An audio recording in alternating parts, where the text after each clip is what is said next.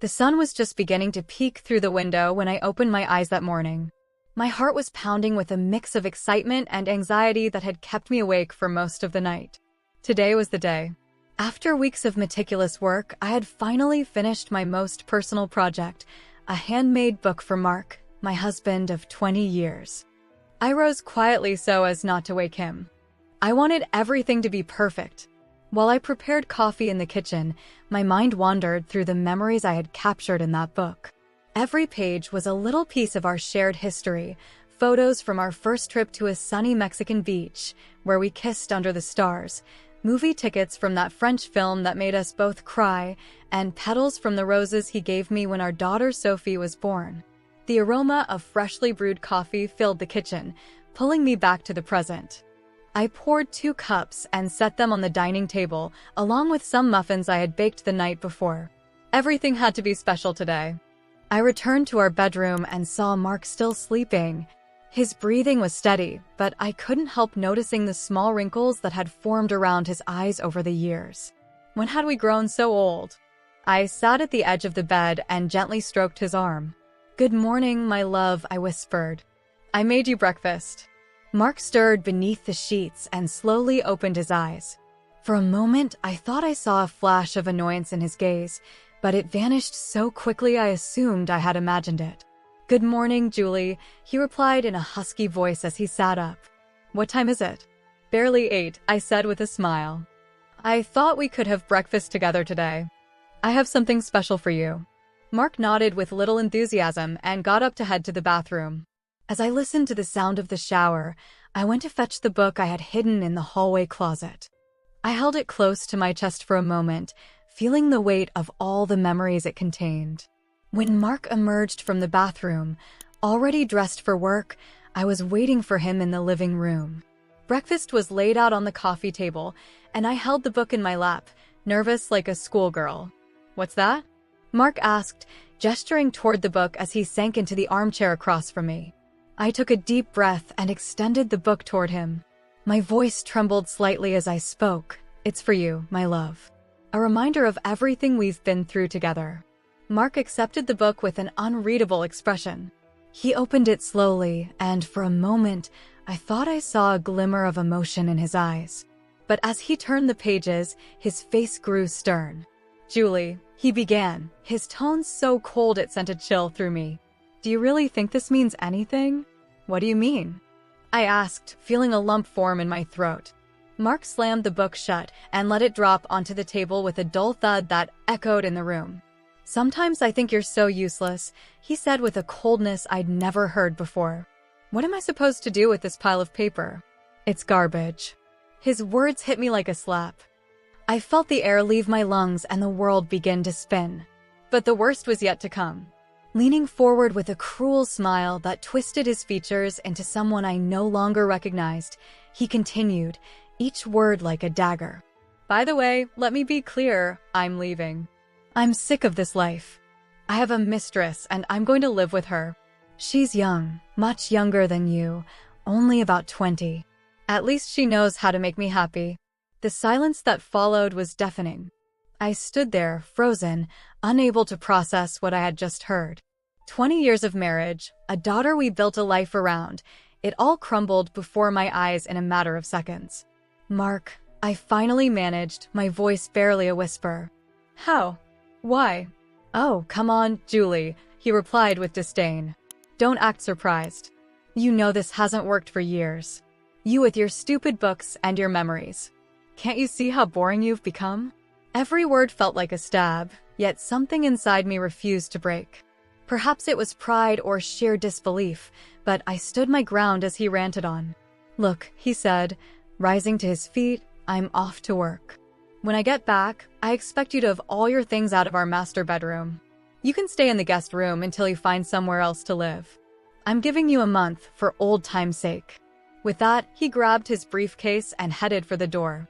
Before leaving, he turned back one last time. "Oh, and Julie, don't even think about doing anything stupid. I've already spoken to my lawyer. If you try to claim anything that isn't yours, I'll take it all away." The door shut behind him with a sharp click, leaving me alone in a room that suddenly felt too vast and empty. I sat there, staring fixedly at the book on the table, unable to move or think clearly. Minutes passed, maybe hours. The coffee grew cold, the muffins remained untouched. Gradually, the reality of what had just happened sank in. Mark, the man I had shared 2 decades of my life with, had abandoned me in the cruelest way possible. Slowly, as if my movements were those of an old woman, I leaned down and picked up the book from the table. I clutched it to my chest, feeling its weight, the weight of all the memories it held. Memories that now seemed like a cruel joke of fate. I rose and walked to the window. The sun shone in a clear sky, indifferent to the drama unfolding within these walls. Life continued out there, unconcerned with my pain. And then, as I watched people passing by on the street, something inside me broke. The tears I had been holding back began to flow freely. I sobbed loudly, clutching the book as if it were a lifeline in the midst of a storm.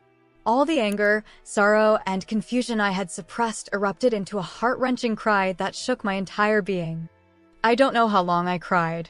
When I finally calmed down, I felt empty and exhausted. But amid that weariness, a spark of determination began to grow. Mark wanted me gone, to vanish from his life as if I'd never existed. But I wasn't going to give him that satisfaction. I looked at the book in my hands once more. What Mark didn't know was that this book didn't only hold happy memories. Hidden among its pages were proofs of his infidelities, his lies, the double life he'd been leading. Evidence I had been gathering for months, waiting for the right moment to confront him, to save our marriage. Now, those proofs would serve a different purpose. Mark wanted a fight, and I was ready to give him one. I wasn't going to disappear in silence. I wasn't going to be the victim in this story. With a calm I didn't know I possessed, I reached for the phone.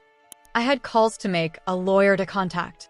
The battle was just beginning, and I was ready to fight. As I dialed the number, I took one last look at the book on the table. It was no longer a symbol of love, but a weapon. And I was going to use it.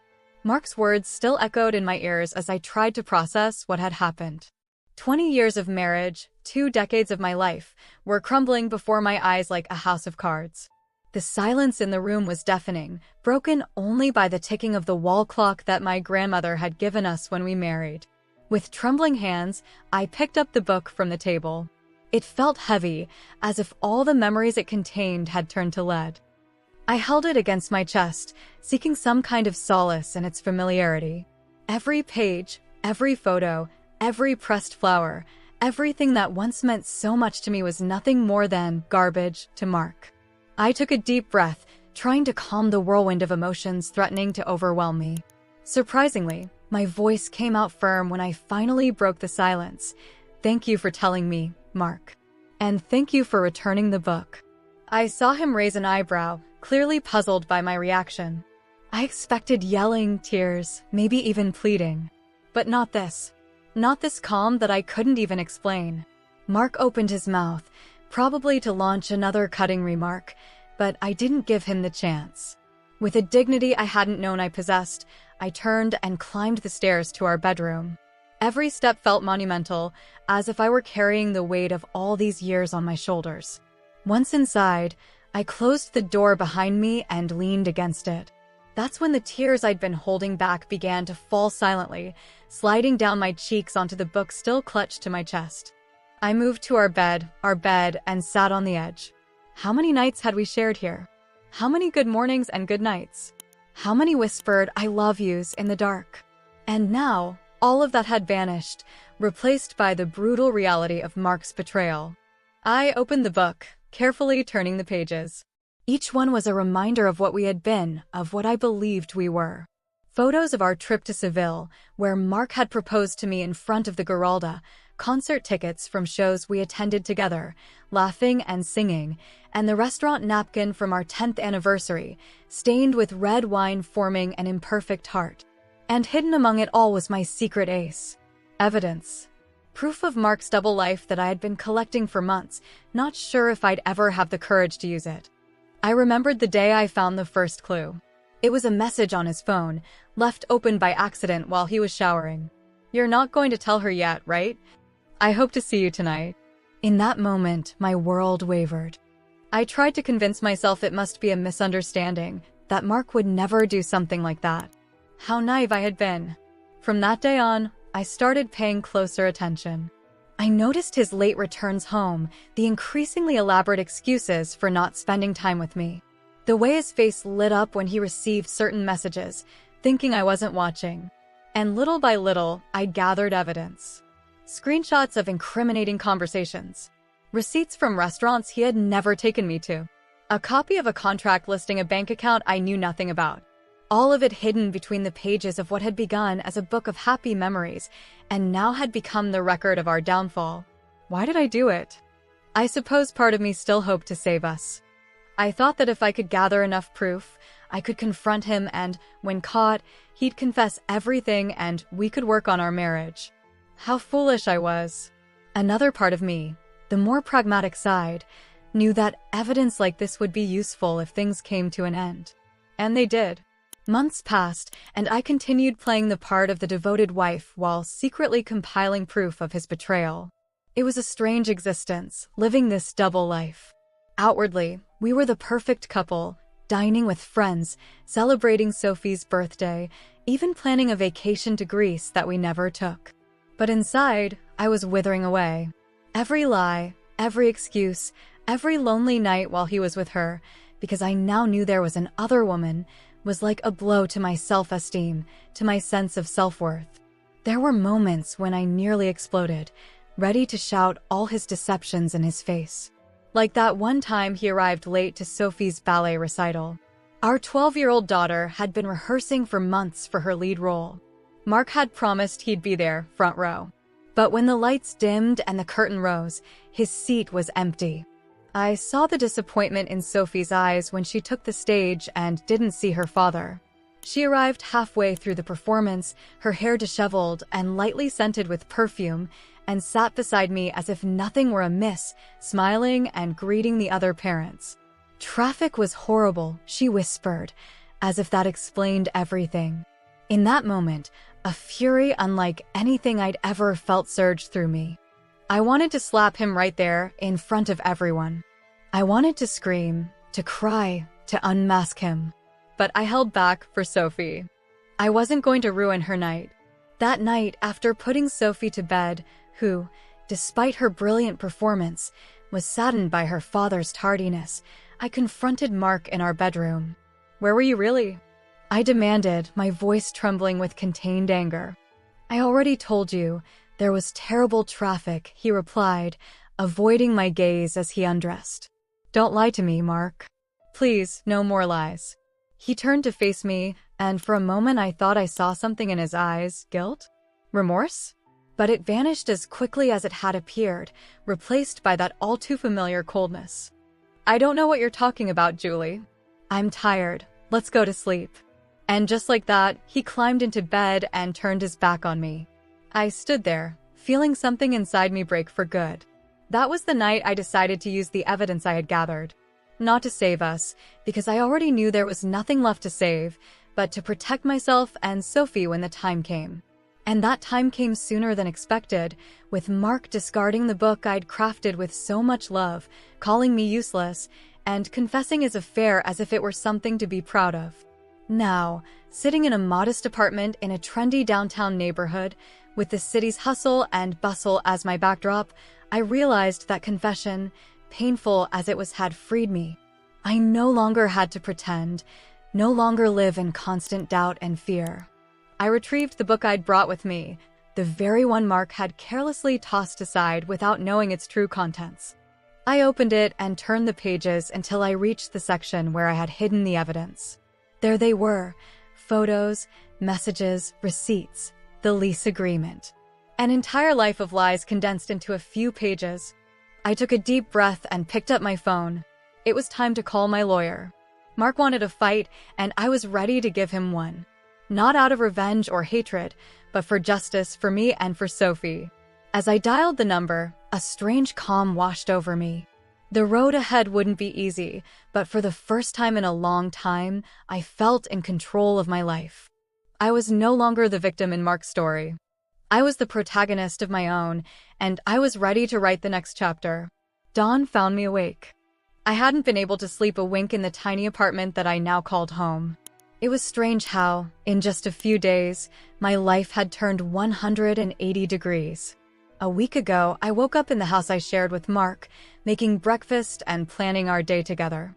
Now, I was alone, facing an uncertain future that, strangely enough, brimmed with possibilities. I got up and moved to the window. From here, I could see the bustle of Argumosa Street, with its cafes just beginning to open and the early risers heading to work. Life went on out there, oblivious to my personal drama, and in a way, that comforted me. I made a cup of coffee and sat at the small kitchen table.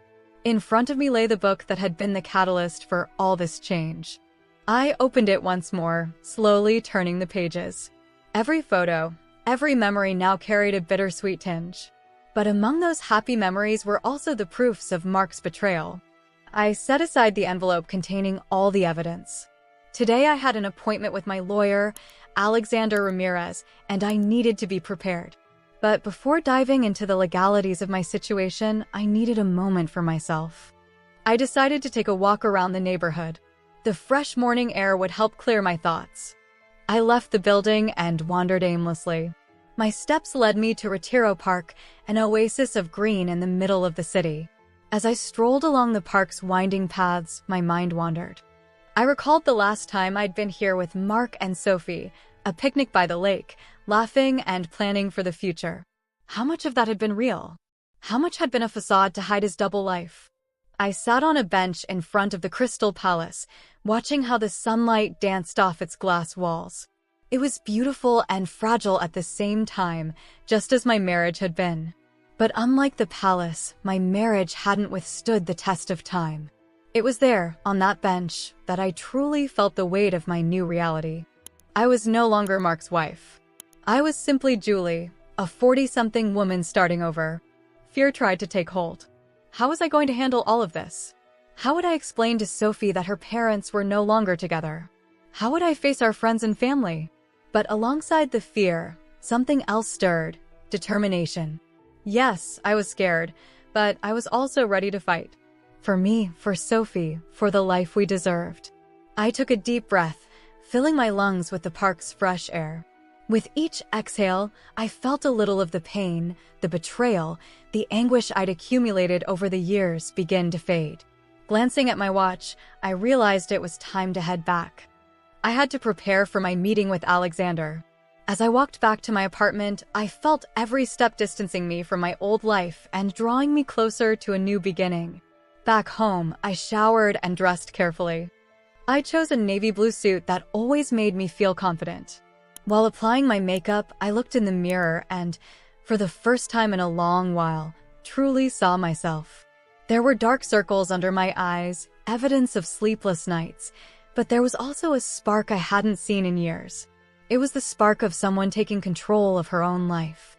I grabbed the envelope with the evidence and headed out to Alexander's office. As I walked through the streets of Madrid, I felt a mix of nerves and anticipation. This meeting would mark the official start of my divorce, the definitive end of my marriage with Mark.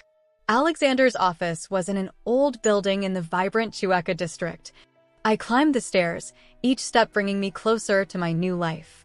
When I reached the door, I took a deep breath before knocking. Alexander greeted me with a warm smile. I'd known him since college. We'd been good friends before our lives took different paths. Seeing him now, in this context, felt surreal. "Julie, I'm glad to see you," he said, gesturing for me to sit, though I wish it were under better circumstances. I sat down and placed the envelope on his desk. "I wish so too, Alexander. But here we are." We spent the next few hours discussing my situation. I told him everything: the deterioration of my relationship with Mark, the discovery of his infidelity, the evidence I had gathered. Alexander listened intently, taking notes and asking the occasional question. When I finished, there was a moment of silence. Alexander looked at me with a mixture of compassion and determination. "Julie, I won't lie to you. This isn't going to be an easy process. Mark is a skilled lawyer and will likely fight every inch. But with this evidence and my experience, I believe we can secure a fair settlement for you and Sophie." His words gave me strength. I wasn't alone in this. "What are the next steps?" I asked, feeling more like a businesswoman than a betrayed wife. Alexander explained the divorce process in detail. We discussed asset division, custody of Sophie, and alimony. Each topic hit like a small blow, reminding me that 20 years of my life were coming to an end. Yet with every blow, I also felt myself growing stronger. "There's one more thing you should know," Alexander said, pulling a document from his drawer. "I found this in the files. It's a copy of the will that Mark signed years ago. In it, he names you as the sole beneficiary of all his assets." I took the document with trembling hands. It was true, I vaguely remembered it. It had been drawn up shortly after Sophie was born. Mark had insisted we make a will, just in case, he'd said. At the time, it seemed like a gesture of love and care. Now, it was another weapon in this battle I hadn't asked for. "Do you think he'll try to change it?" I asked. Alexander shook his head. "He can't do it unilaterally.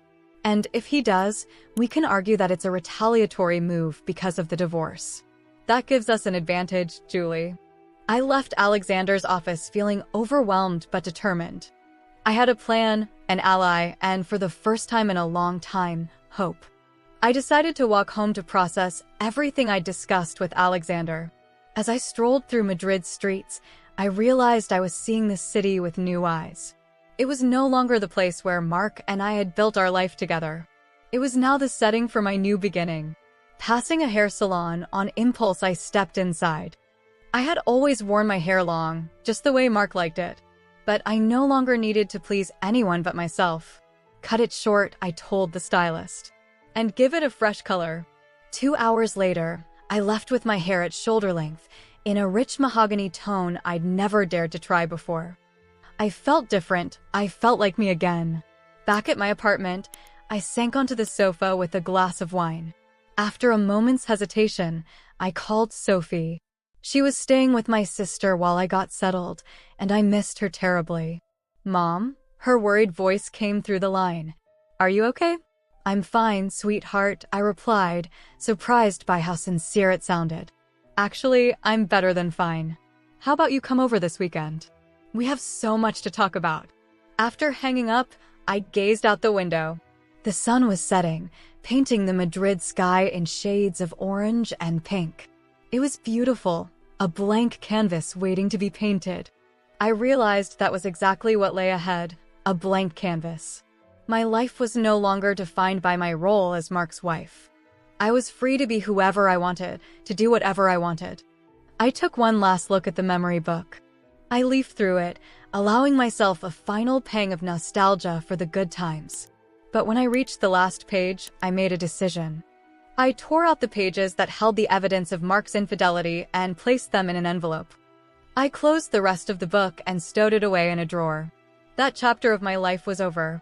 Tomorrow would be a new day, a day when I would begin writing my own story on my own terms. I didn't know exactly what the future held, but for the first time in a long time, I was excited to find out. That night I went to bed with a smile on my lips. The road ahead wouldn't be easy, but it was mine. And I was ready to walk it.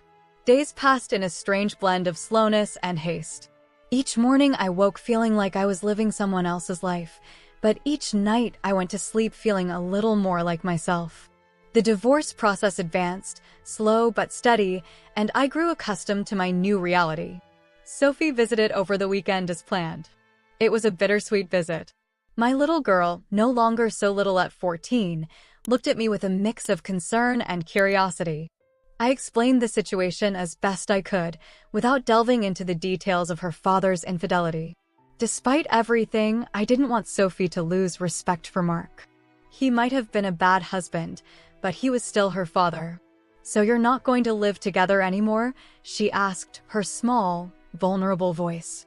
"No, sweetheart," I replied, hugging her tightly. "Your dad and I, sometimes grown-ups realize it's better not to be together. But that doesn't change how much we love you. That will never change." It was a difficult conversation, filled with tears and hugs. But when Sophie left, I felt we had taken an important step. We were beginning to heal, to adapt to our new normal. A few days after Sophie's visit, I received a call. I was in the kitchen, making tea, when my phone vibrated on the counter. Mark's name flashed on the screen and I felt my stomach twist. I took a deep breath before answering. "Yes," I said, trying to keep my voice neutral. "Julie." Mark's furious voice boomed. "What the hell do you think you're doing?" I closed my eyes for a moment, bracing myself for the coming storm. I knew this moment would eventually come. Mark must have gotten a notification from my lawyers. "Hello, Mark," I replied, surprised by the calm in my own voice. "I suppose you've spoken with your lawyer." "Of course I have," he shouted. "How do you sue me? How do you try to take everything I've worked for? None of this is yours." His rage was palpable, even over the phone. There was a time when his yelling would have made me shrink, eager to calm him, to please him. But not anymore. I wasn't that woman. "Mark," I said firmly, "all of this could have been resolved differently. But you chose to humiliate me, to belittle everything we built together. You chose to leave, and with that, you forfeited all your rights. I'm only defending what is rightfully mine." "Rightfully yours," he scoffed. "And what about me? What about everything I did for you? I gave you a good life, Julie. I gave you a home. You gave me a lie," I interrupted, feeling the anger I'd held in for so long beginning to boil over. "You gave me years of deceit and betrayal. Do you think I didn't know, Mark? Do you think I didn't see your affairs, your lies?" There was a long silence on the other end. I could almost picture the shock on his face. "I don't know what you're talking about," he finally said, though his voice had lost some of its earlier arrogance. "Please, don't insult me," I replied. "I know all about Ana Lopez. I know about the apartment you rented for her. I know about the dinners, the gifts, the nights you spent away while I waited like a fool." Another silence, this one even longer. When Mark spoke again, his tone was different, more cautious. "How? Since when?" "That doesn't matter anymore," I said. "What matters is that I have proof, Mark. Of everything. And if you want to take this to court, I'll be more than happy to present it." I could hear his agitated breathing through the phone. For the first time since this nightmare began, I felt in control. "Julie, listen." His tone shifted to a near pleading quality. "We can work this out. We don't need to involve lawyers. We can sit down and talk like adults, for Sophie's sake. Don't you dare use our daughter as an excuse," I interrupted, the anger rising again. "Not after how you treated her. Remember her ballet recital? The one you missed because you were with your mistress?" "Julie, I didn't." "That's enough, Mark," I said, feeling a strange calm wash over me. "It's over. No more lies, no more excuses. We're going to settle this legally, and you're going to give me what I deserve. For all these years, for everything you've taken from me." There was a long pause. I could imagine Mark running his hand through his hair, stressed as always. Finally, he spoke. "All right," he said, his voice barely a whisper. "I'll talk to my lawyer. We'll settle this." "Thank you," I replied, surprised by the sincerity in my tone. "Julie," he added just before hanging up, "I'm sorry. Truly. I never meant to. Never thought. I know," I said, a mix of sadness and relief in my voice. "I do." I hung up and stood in my small kitchen, tears streaming down my cheeks. But they weren't tears of sorrow, I realized. They were tears of liberation. I moved to the window and looked out at the street. Life went on out there, indifferent to the personal dramas unfolding behind these walls. I saw a young couple walking hand in hand, a mother pushing a stroller, an old man walking his dog, each living their own story, facing their own challenges. I thought about everything that had happened over the past few weeks, Mark's betrayal, our confrontation, my decision to divorce. It had been a difficult road, full of pain and uncertainty. But it had also been a journey of discovery, of inner strength I never knew I had. I picked up my phone and called Alexander. I told him about the conversation with Mark and that he had agreed to negotiate. "You did well, Julie," Alexander said, and I could hear a smile in his voice. "Now let me handle the legal details. We'll make sure you get a fair settlement." After hanging up, I poured myself a glass of wine and stepped out onto the small balcony of my apartment. The sun was setting, painting the Madrid sky in golden and rosy hues. It was beautiful. I thought of Sophie, wondering how she would react to the news. It would be difficult, no doubt, but it would also be a new beginning for us, a chance to build a more honest, stronger relationship. I thought of Mark, of the good times we'd shared, of the dreams we once had. Despite everything, I couldn't bring myself to hate him. The love I once felt had transformed into something else, more like compassion. I hoped he would find his way too, learn from his mistakes. And I thought of myself, of the Julie I had been, the Julie I was now, and the Julie I wanted to become. The road ahead wouldn't be easy, I knew. There would be hard days, moments of doubt and fear. But there would also be joy, discovery, and growth. As the sun disappeared on the horizon, I made a silent promise to myself. I vowed that, no matter what happened, I would never lose sight of who I am. I would never sacrifice my happiness or integrity just to please others. From now on, I would live life on my own terms. The future was uncertain, but for the first time in a long time, that didn't scare me. In fact, it excited me, because that future was mine to shape, mine to live. I raised my glass in a silent toast, to endings, to new beginnings, to self-love, to inner strength, to life with all its complications and beauty. For me, night had fallen over Madrid, but for me, it was the dawn of a new era. And I was ready to live it fully. Time has a curious way of passing. Sometimes it drags, each second an eternity. Other times it flies by, and before you know it, months have gone. That's how I felt when I realized that 6 months had passed since that fateful morning when Mark confessed his infidelity and I decided to take control of my life. 6 months. Half a year. 182 days of ups and downs, tears and laughter, fears and hopes. And here I was, standing in front of the mirror in my new apartment in the hip Malasana district, getting ready to go out for dinner with my friends. I looked at myself carefully, barely recognizing the woman in the mirror. My hair, now shorter and in a mahogany shade I adored, framed a face that seemed rejuvenated. The dark circles that had been my constant companions during the last years of my marriage had vanished, replaced by a bright, determined gaze. As I applied a touch of gloss to my lips, I thought about everything that had changed in these months.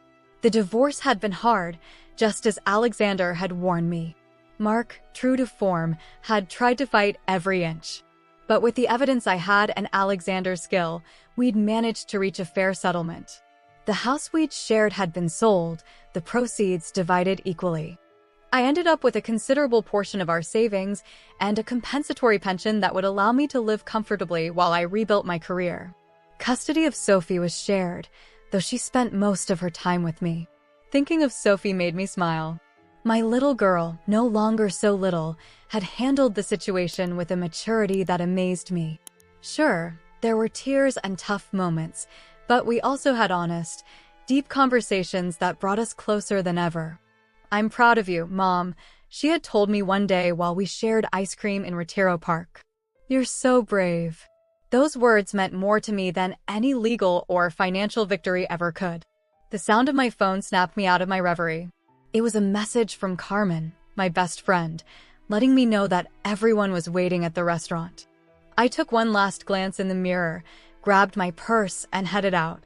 The streets of Malasana buzzed with life on this Friday night, couples strolling hand in hand, groups of friends laughing outside bars, music spilling out of the venues. All the things I once viewed with a mix of nostalgia and envy now filled me with excitement. I was part of that life again. I arrived at the restaurant, a small Italian bistro we had recently discovered. My friends were already there, Carmen, Lucy, and Elena. The three had been my rock through these months, offering unwavering support and, when needed, a dose of reality. "Julie," Carmen exclaimed as soon as she saw me. "You look radiant." I sat down with them, feeling truly happy for the first time in a long while. "It's the freedom effect," I joked, though we all knew there was deep truth in those words. We ordered wine and began catching up, talking about everything and nothing, laughing and sharing anecdotes like in the old days. At one point, Lucy, always the most direct, looked at me with a mischievous smile. "So, Julie," she said, When are you going to start dating again? I felt my cheeks warm. The thought of re-entering the dating world both excited and terrified me. I'm not sure, I replied honestly. I don't know if I'm ready yet. You don't have to be ready right now, Elena interjected, always the voice of reason. Take your time. What matters is that you feel good about yourself. I nodded, grateful for their understanding. Even though I sometimes felt lonely, I was enjoying this time for myself. I was rediscovering who Julie was without Mark, and I liked what I was finding. The dinner continued with laughter and conversation. At one point, Carmen proposed a toast. To Julie, she said, raising her glass. To her strength, her bravery, and her new beginning. We clinked our glasses, and I felt a lump form in my throat. These women, my friends, my chosen family, had stood by me during my darkest moments and were now celebrating my victories with me. After dinner, we decided to take a stroll through the neighborhood. The night was pleasant and none of us were in a hurry to return home. As we walked, I told them about my latest project. I've decided to start writing again, I said, a mix of excitement and nervousness in my voice. I'm working on a novel. My friends reacted with enthusiasm. They all knew that writing had been my passion before I married Mark, before life and responsibilities had pulled me away. What's it about? Lucy asked, intrigued. I smiled, thinking of the pages I had written in recent weeks. It's about a woman rediscovering herself after a great loss, I replied. It's a journey of self-discovery, of finding that inner strength that's always been there. Sounds autobiographical, Carmen commented with a smile. Maybe a little, I admitted. But it's more than that. It's about all the women who've had to reinvent themselves, who've had to find their voice. My friends nodded, understanding. In one way or another, each of us had experienced our own reinvention. We continued walking, conversation flowing naturally. At one point, we passed a bookstore. In the window, a sign announced a creative writing workshop starting next week. You should sign up, Elena suggested, noticing my gaze on the sign. I hesitated for a moment. The idea was tempting, but a part of me was still scared. What if I wasn't good enough? What if I'd lost my touch after all these years? As if reading my mind, Carmen gave me a gentle nudge. Come on, Julie. It's time to do what you love again. I looked at my friends, their smiles full of support and love, and in that moment I made a decision. You're right, I said, pulling out my phone. I'm going to sign up right now. While filling out the online registration form, a surge of excitement rushed over me. It was a small step, but it meant so much. It was me choosing to do something for myself, pursuing a dream I'd long abandoned. That night, when I returned home, I sat at my small desk by the window. I opened my laptop and stared at the blank page in the document where I was writing my novel. The words began to flow as if they'd been waiting for this moment. I wrote about loss and new beginnings, about the pain of betrayal and the joy of rediscovery. I wrote about friendship and self-love, about the strength we never know we possess until we're forced to use it. I wrote until the first rays of sunlight began to peek through my window.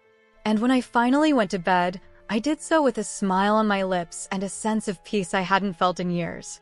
The following days were a whirlwind of activity. Between caring for Sophie, writing, and preparing for the workshop, I barely had time to think about the past, and that was just fine. The past was exactly where it belonged, behind me. The day before the workshop began, I received an unexpected call. I was in the kitchen, making tea, when my phone vibrated on the counter. Mark's name flashed on the screen, and I felt my stomach churn. I took a deep breath before answering. Hello, I said, striving for neutrality in my tone. Julie, Mark said, his voice sounding uncharacteristically insecure. I just wanted to wish you luck. Sophie told me about your writing workshop. I was silent for a moment, surprised. It wasn't the call I had expected. Thank you, Mark, I finally replied. That means a lot. An awkward silence followed before he spoke again. I'm sorry, he said, for everything. I know it might be too late, but I wanted you to know I'm proud of you, of how you've handled all this. You're stronger than I ever gave you credit for. I felt a lump in my throat. They weren't the words I had hoped to hear for so long, but somehow they came at just the right moment. Thank you, Mark, I said softly. I hope you find your way too. After hanging up, I stood by the window for a long while, contemplating the road I'd traveled and all I'd learned about myself. I thought of the future, of all the possibilities that lay ahead. That night, before going to sleep, I took out the memory book I'd made for Mark, the one that had been the catalyst for all this change. I leafed through it one last time, allowing myself a pang of nostalgia for the good times. But when I reached the final page, I made a decision. I tore out the pages containing the evidence of Mark's infidelity and tossed them in the trash. I no longer needed them. I stored the rest of the book in a box, along with other mementos of my past life.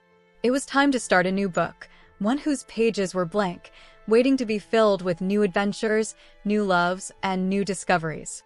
That night, I went to bed with a smile on my lips. Tomorrow would be the first day of the rest of my life. And I was ready to live it fully, without fear, without regrets. Julie, the writer, the mother, the friend, the strong and independent woman, was ready for her next chapter. And it would be the best one yet. 6 months had passed, a curious stretch of time. Sometimes it felt like seconds, other times like an eternity. That's how I felt when I realized that 6 months had gone by since that fateful morning when Mark confessed his infidelity and I decided to take control of my life. 6 months. Half a year. 182 days of ups and downs, tears and laughter, fears and hopes. And here I was, standing in front of the mirror in my new apartment in the Malasana district, getting ready to go out for dinner with my friends. I examined my reflection carefully, hardly recognizing the woman looking back at me. My hair, now shorter and in a mahogany hue I adored, framed a face that seemed rejuvenated.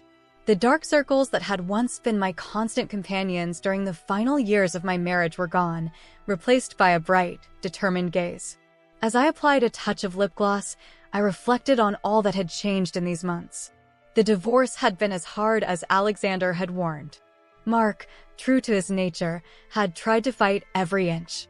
But with the evidence I had and Alexander's expertise, we'd managed to reach a fair settlement. The house we once shared had been sold, the proceeds divided evenly. I ended up with a substantial portion of our savings and a compensatory pension that would allow me to live comfortably while I re-established myself professionally. Custody of Sophie was shared, though she spent most of her time with me. Thinking of Sophie made me smile.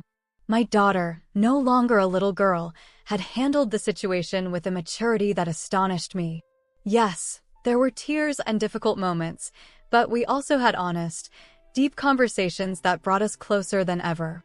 Then my phone buzzed with a message from Carmen, my best friend, letting me know that everyone was waiting at the restaurant.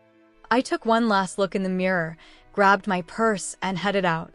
The streets of Malasana were alive on this Friday night, couples strolling hand in hand, groups of friends laughing outside bars, music drifting out from nearby venues. All the things I once viewed with nostalgia and envy now filled me with excitement.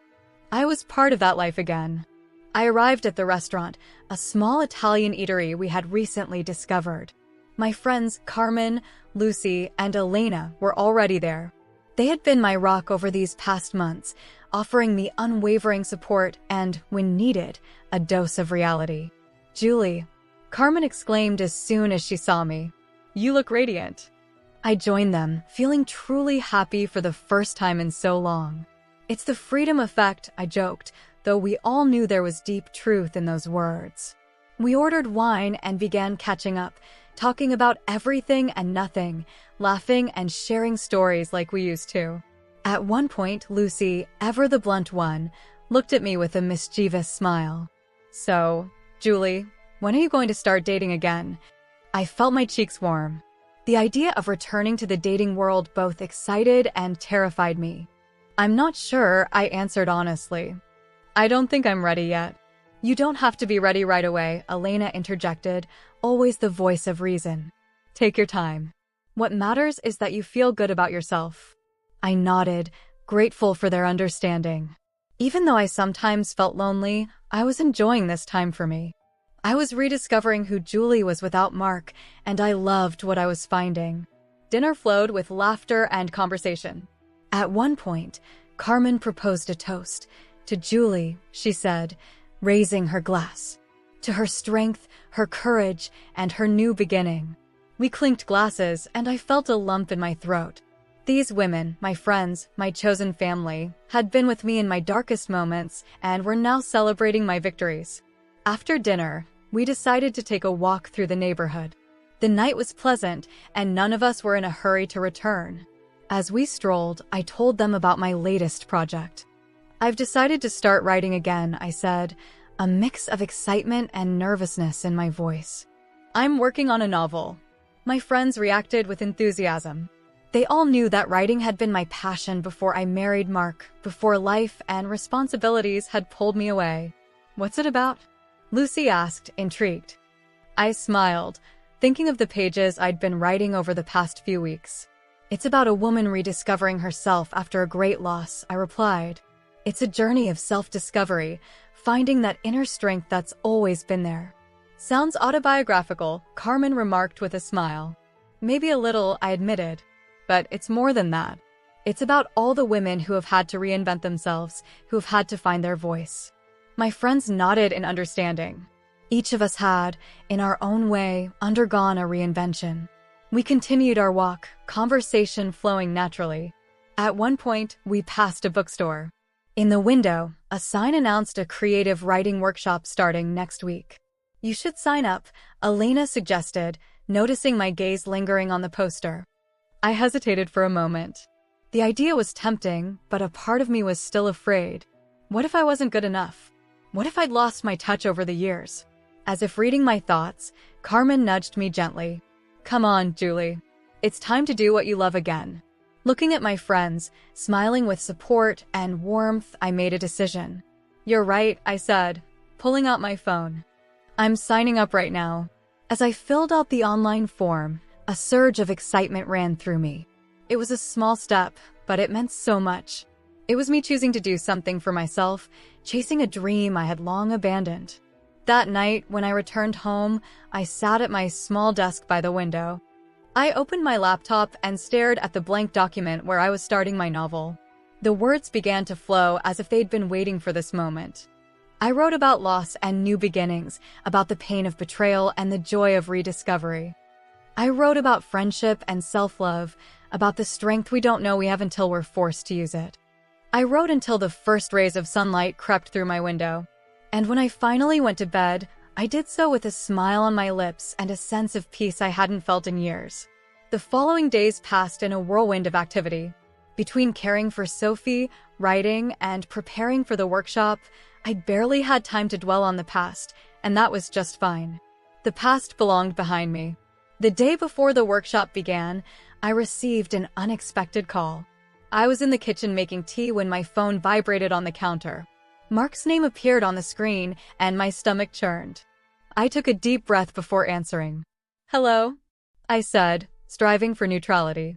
"Julie," Mark said, his voice sounding uncharacteristically hesitant. "I just wanted to wish you luck. Sophie told me about your writing workshop." I was silent for a moment, surprised. It wasn't the call I expected. "Thank you, Mark," I finally replied. "That means a lot." There was an awkward pause before he spoke again. "I'm sorry," he said, "for everything.